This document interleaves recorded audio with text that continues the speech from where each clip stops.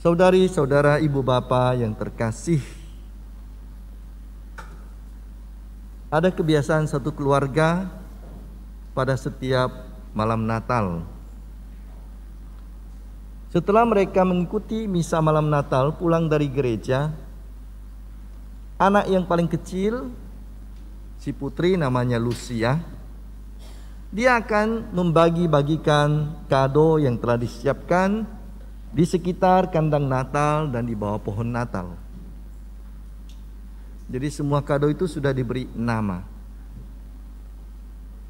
Jadi pulang mereka dari misa malam Natal, Lucia dengan segera, si kecil ini masih usia 6-7 tahun, dia mulai mengambil satu persatu. Oh, ini untuk abang yang paling tua. Ambil lagi satu. Ini untuk abang yang kedua. Ini untuk ibu. Ini untuk kakak. Untuk bapak. Ini punya saya. Tapi sudah itu dia masih keliling-keliling, celingak-celinguk, melihat di bawah pohon Natal, kemudian mengelilingi kandang Natal, seperti mencari sesuatu. Lalu ibunya heran, Lucia, kamu sedang cari apa? Kamu kan sudah dapat kadomu, kami semua sudah dapat kado juga masing-masing. Tidak ada lagi yang kurang. Saya sedang mencari kado satu lagi. Untuk siapa? Untuk bayi Yesus. Hari ini kan hari ulang tahunnya. Justru dia harus mendapat kado. Nampaknya kita semua telah melupakan Yesus. Saudari-saudara terkasih, alasan paling besar, paling utama, paling mendasar dari perayaan Natal bukan karena pakaian baru, bukan karena kandang Natal, bukan karena pohon Natal atau Sinterklas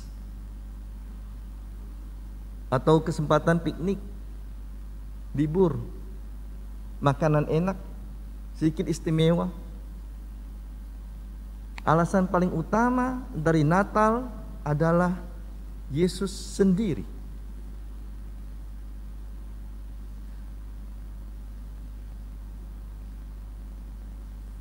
Adanya Natal di dunia ini yang mengubah seluruh sejarah manusia datang karena Yesus, firman yang telah ada sebelum segala-galanya dijadikan dan turut mencipta bersama dengan Allah Bapa.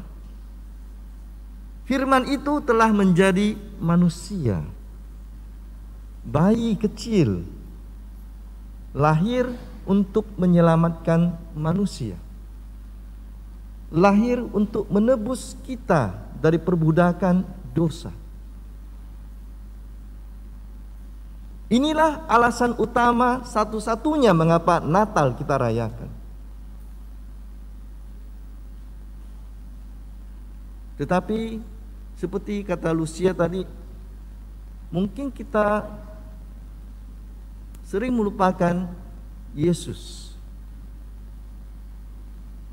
Kita mungkin sering melupakan alasan mengapa kita harus merayakan Natal. Seperti yang 2 minggu lalu saya katakan, bahwa film Natal modern manusia sekarang bukan film tentang Yesus, film tentang Sinterklas, film tentang kado, pesta, jalan-jalan, piknik, pakaian bagus, makanan enak. Yesus tidak ada dalam bayangan film-film modern tentang Natal. Dan kita mau dikembalikan, diingatkan kembali oleh Lucia. Kita telah melupakan Yesus. Kita tidak memberi kado lagi kepada Yesus. Kita memikirkan kado untuk diri kita sendiri. Padahal hadiah pertama dari Allah kepada manusia ialah keselamatan manusia. Dan justru puncaknya jatuh pada Natal.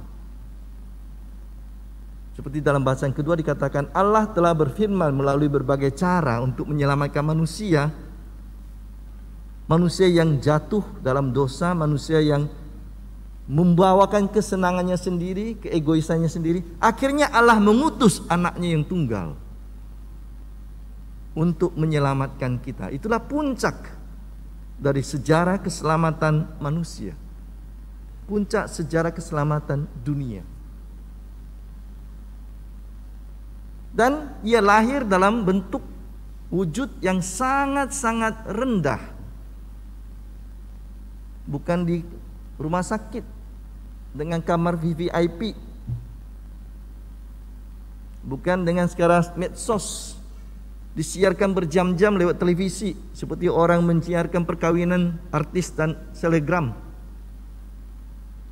Dia tidak dikenal karena dia lahir di kandang. Dia tidak punya bahkan untuk tempat tidur, hanya ada palungan, tempat makan ternak. Begitu rendah, begitu hina.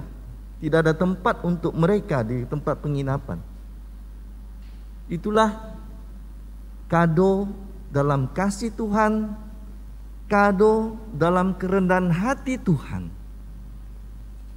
kado yang mengosongkan dirinya serendah-rendahnya, sehingga yang pertama-tama datang kepada dia bukan raja, bukan pangeran, bukan pemerintah, bukan orang berpangkat, bukan orang kaya. Yang datang kepada dia, menyembah dia adalah para gembala. Dan gembala adalah orang-orang kelas 2 dalam situasi zaman bangsa Israel zaman itu. Itu boleh katakan seperti preman-preman, ya tidak jahat sih, tetapi mereka yang tidak punya status KTP kira-kira. Mereka yang tinggal bersama dengan domba, tidur di sekitar kandang domba. Itulah orang-orang yang diberi kesempatan pertama kali untuk datang melihat Yesus. Karena Allah datang untuk semua manusia, dan terutama mereka yang paling rendah dan paling hina, yang dikucilkan, yang disepelekan. Dalam konteks inilah sekarang kita merayakan Natal kita. Dalam konteks penderitaan, penghinaan, kesulitan, kemiskinan.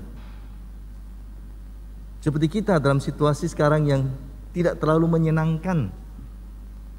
Pandemi yang membuat kita juga dalam satu dan lain cara mungkin menderita. Ekonomi merosot, ada yang dipecat.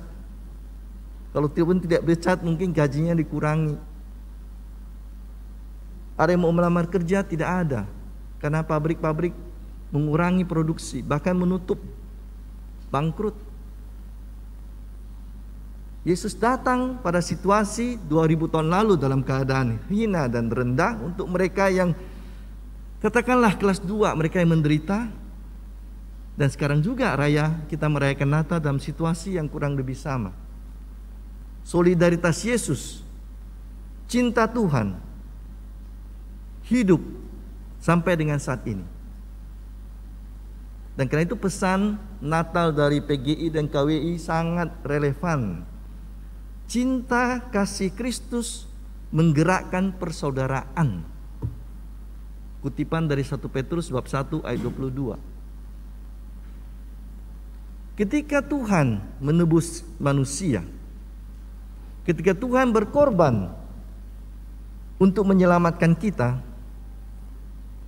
maka pertama-tama kita yang tidak layak ini, kita yang lemah ini, kita yang penuh dosa ini seharusnya bersyukur, berterima kasih karena karunia sebesar itu dari Tuhan.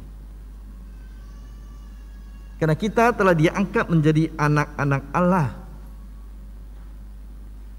Kita yang menerima Yesus, beriman kepada Yesus, milik Yesus, menjadi anak-anak Allah. Bukan dalam konteks darah, tapi datang dari keinginan Allah. Orang-orang yang percaya dalam nama Yesus diberi kuasa menjadi anak-anak Allah. Dari orang yang rendah, hina, dalam dosa, kita semua diangkat, dicintai, dan diberi status yang terhormat, anak-anak Allah. Dan sebagai anak-anak Allah, kita mempunyai Allah Bapa satu dan sama. Maka seperti kita menjadi saudara-saudari Yesus, saudara sulung kita, maka kita dengan semua orang lain adalah saudara satu sama lain. Karena Tuhan mencintai kita, mengangkat kita menjadi anaknya, maka kita semua menjadi saudara satu sama lain. Karena kita mengakui Allah Bapa yang satu dan sama. Cinta kasih Kristus menggerakkan persaudaraan. Dalam situasi pandemi seperti ini, kalimat ini semakin relevan dan semakin berbunyi untuk kita. Kalau Tuhan yang begitu maha tinggi dan maha luhur mau mencintai kita dengan mengosongkan dirinya, maka kita pun dalam solidaritas yang sama tergerak untuk bekerja sama, untuk saling menolong, melihat saudara saudari di kiri kanan kita. Inilah orang-orang yang mengakui Allah sebagai Bapa, sebagai Allah kita yang satu dan sama. Karena itulah kita selalu berdoa, Bapa kami yang ada di surga, bukan hanya Bapakku yang ada di surga. Karena kita mempunyai Allah yang satu dan sama, Allah Bapa. Jadi dalam situasi pandemi seperti ini, kita semakin tergerak untuk berpikir secara kreatif, menemukan cara-cara untuk saling bekerja sama, saling menolong, supaya sungguh keselamatan dibagikan Tuhan kepada kita. Tidak hanya kita nikmati sendiri, tapi keselamatan itu berbuah, melimpah 30 kali lipat, 60 kali lipat, 100 kali lipat. Dan itulah terang yang telah menyinari kita, terang yang telah membuat kita juga menjadi terang baru. Apa yang kita terima, kita kembalikan kepada Tuhan melalui cara hidup kita, melalui kata-kata dan perbuatan kita. Dan inilah cara kita untuk bersyukur, berterima kasih atas karunia sebesar itu dari Allah dalam diri Yesus. Kita tidak punya kado yang cukup untuk Tuhan.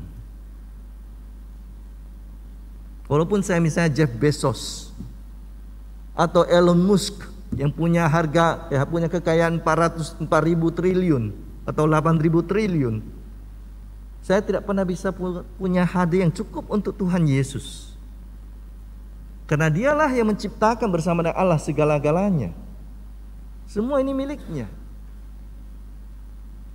Jadi kado apa yang kita pantas untuk Tuhan kita? Kado apa yang layak untuk Tuhan kita yang kita bawa kepada Yesus untuk hari raya Natal ini, hari ulang tahunnya?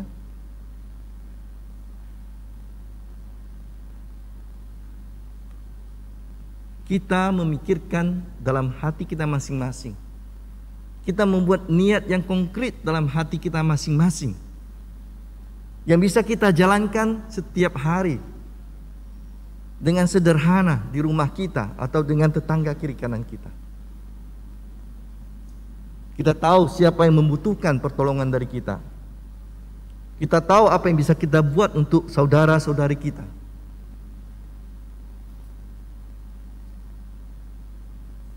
Jadikanlah itu sebagai resolusi untuk kado Natal kita tahun ini untuk Yesus. Renungkan dan buatlah niat yang sungguh-sungguh. Maka ketika Lucia bertanya, mana kado kita untuk Tuhan Yesus? Kita bisa mengatakan dengan hati yang jernih, dengan hati yang bebas dan gembira, penuh sukacita, Tuhan, aku telah menerima kado kasih dari Engkau. Aku telah menjadi saudara-saudari dari Engkau dan saudara-saudari dari orang-orang lain di sekitarku. Inilah kadoku untukmu kali ini. Renungkanlah dan buatlah niat untuk kita jalankan dalam hidup kita sehari-hari. Selamat Natal. Semoga damai dan terang Natal semakin meneguhkan langkah kita, membuat kita hidup semakin bersaudara dan dengan penuh sukacita. Sebab kita semua juga menjadi terang dunia. Amin.